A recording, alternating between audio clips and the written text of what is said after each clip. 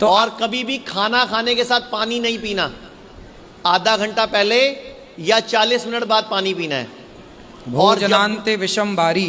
हाँ, भोजन अंते विषम बारी मीन्स खाना के बाद पानी पीना विष के समान है। बिल्कुल। अगर भूख लगे प्यास लगे तो खाने के बीच में पी लो 1-2 घूंट, लेकिन बाद में नहीं पीना। और पीना पड़े तो गर्म पियो, उबलता हुआ चाय की तरह। अच्छा, बुखार आ जाए तो क्या करें? बुखार आ जाए तो दवाई गलती से भी नहीं खाना। फिर 1 घंटे में बुखार ठीक हो जाएगा। करना क्या है, एक बाल्टी भरनी है गर्म पानी की और 40 डिग्री टेम्परेचर पूरा गर्म करना है, जितना सह सको आप।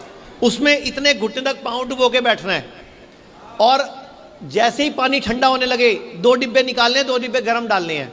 मतलब गर्म पानी मेंटेन करना है 40 मिनट तक, 60 मिनट तक, और गर्म गर्म पानी ही पीना साथ में। 1 घंटे में 100 में से 80 लोगों का 80 बार बुखार ठीक हो जाएगा। और अगर एक बार में ठीक ना हो तो ऐसा ही शाम को दोबारा कर लो। सिर्फ 5% लोग होंगे जिनको 2 दिन ऐसा करना पड़ेगा। आयुर्वेद कहता है बुखार हमारा मित्र है। बुखार जब चढ़ता है बॉडी टेम्परेचर बढ़ाती है तो बॉडी आपका भला करती है, अपने अंदर के गुड बैक्टीरिया बढ़ाती है, बैड बैक्टीरिया मारती है। लेकिन आप बुखार की गोली खा के बुखार उतार देते हो तो बैड बैक्टीरिया मर नहीं पाते, वो बढ़ जाते हैं। मतलब हमारी आयुर्वेद कहता है फोड़ा, फुंसी, उल्टी, दस्त, जुकाम और बुखार मित्र हैं। जब भी आपको दस्त लगे तो भगवान को थैंक यू बोलो कि आपकी बॉडी का गंद निकल गया। जब भी आपको बुखार चढ़े भगवान को थैंक यू बोलो। जब भी आपको फोड़े फुंसी हो समझो कैंसर नहीं होगा अब, क्योंकि बॉडी ने गंद निकाल दिया। जैसे मुहासे हो गए मान लो, तो अब वो मुहासे नहीं होते तो अंदर कैंसर होता। अब बॉडी ने वो पस निकाल दी। हम क्या करते हैं, दवाई खा के उसको दबा देते हैं। तो एंटीबायोटिक नहीं खाने, फ्रूट खाओ, सलाद खाओ, और जब भी बुखार चढ़े गिलोय का काढ़ा पियो। गिलोय होती है ना, गिलोय, उसका काढ़ा पियो, बेस्ट है गिलोय। भगवान धन्वंतरी जब प्रकट हुए थे देवताओं के साथ युद्ध में, तो आपको पता है ना दिवाली से पहले एक दिन आता है धन्वंतरी दिवस। धन्वंतरी आयुर्वेद के देवता है, भगवान विष्णु के अवतार हैं। तो वो अमृत कलश लेके प्रकट हुए थे। तो उनके 8 हाथ हैं, तो उनके एक हाथ में गिलोय है। गिलोय को अमृता कहा जाता है, अमृत। मतलब गिलोय किसी भी तरीके की लीवर की प्रॉब्लम हो, बुखार हो, जॉन्डिस हो, हमारा बुखार उतार देती है, हमारा ब्लड को प्यूरिफाई कर देती है। और उनके एक हाथ में लीच है। लीच समझते हो? जोंक, जोंक जो तालाब में पाई जाती है, चिपक जाती है। हम अपने हॉस्पिटलों में उस जोंक थेरेपी से कैंसर का इलाज करते हैं।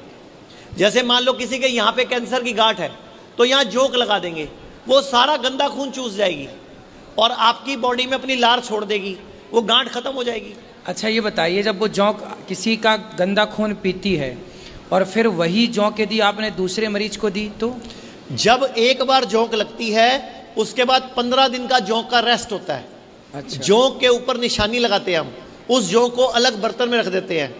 जब जोंक पहले गंदा खून चूस लेती है, जोंक इतनी सी होती है और लगभग अपने वजन के मुकाबले 20 गुना खून चूस लेती है। अच्छा। इतनी बड़ी हो जाती है। फिर हम उसको एक बर्तन में रखते हैं, उस बर्तन में हल्दी खिलाते हैं उसको। वो हल्दी खा के उल्टी करती है, वो सारा गंद निकाल देती है। और उसके बाद उसको 15 दिन के लिए हम पानी में छोड़ देते हैं, उसको पालते हैं हम लोग। 15 दिन बाद वो दोबारा तैयार हो जाती है किसी और का खून चूसने के लिए। तो आपको कैसे पता चला कि हल्दी खाने से उसको उल्टी हो जाती है? वो तो हमारे आयुर्वेद के शास्त्रों में वर्णित है ना। अच्छा। हल्दी उसकी खुराक है। अच्छा, खाती है? हल्दी खाती है वो। हल्दी खा के वो वोमिट करती है और वोमिट करके वो आपका सारा पस निकाल देती है। और उस पस को हम लेबोरेटरी भेज देते हैं, वहां से पता लग जाता है कैंसर है कि नहीं है। मतलब कैंसर की जांच हमें टुकड़ा निकाल के नहीं करनी, वो जोंक के खून से हो जाएगी। और इसमें सेफ है ये। अमेरिका में एक जोंक थेरेपी की कीमत एक बार की 1 लाख रुपए की कॉस्ट है, उसको बोलते हैं हीरोडिन थेरेपी। तो मैया इससे अच्छा ये माताएं हमारी कुत्ता पालती हैं, कुछ माताओं से अच्छा जोंक पालें। जोंक पालें और बढ़िया जोंक से अपना जहाँ लगे कुछ दिक्कत तो उसको चिपका दें, वो खून चूस लेगी। तुम सास का खून चूसती हो कोई बहुएं सास का खून चूस लेती है ना, तो तुम्हें ना चूसना पड़े, जोंक चिपका दिया करो, वो चूस लेगी बेचारी। सही है।